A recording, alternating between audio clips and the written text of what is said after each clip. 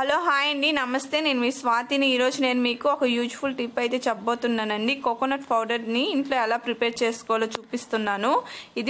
ఇది చేసుకొని 6 months వరకు ఫ్రిడ్జ్లో స్టోర్ చేసుకుంటే బాగుంటుంది ఫ్రెష్గానేని.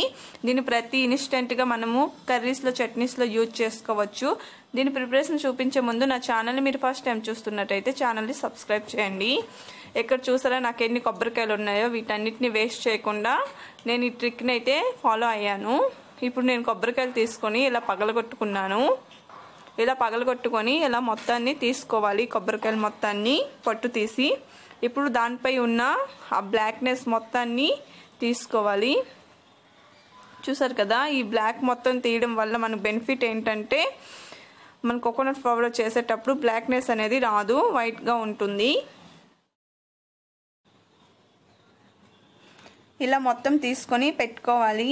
ఇలా పెట్టుకున్నాక వీటన్నిటిని చిన్న చిన్న పీసెస్గా కట్ చేసి పెట్టుకోవాలి.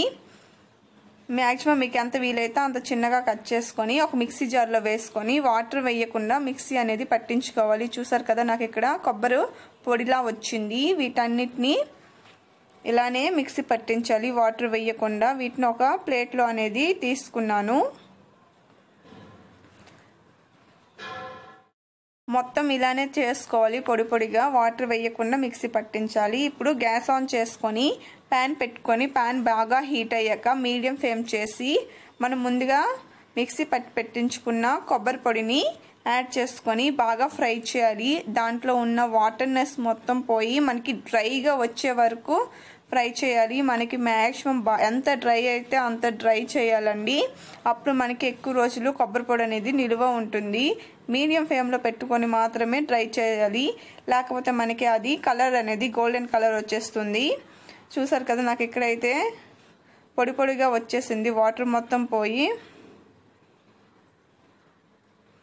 చూపిస్తాను చూడండి, నాకు ఎంత పొడిగా వచ్చింది, వాటర్ లేకుండా కోకోనట్ పౌడర్ లానే వచ్చేసింది.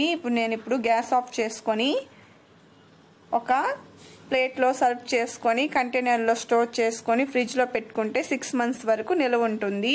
నా వీడియో మీకు నచ్చినట్టయితే లైక్ చేయండి. Thank you for watching. Bye.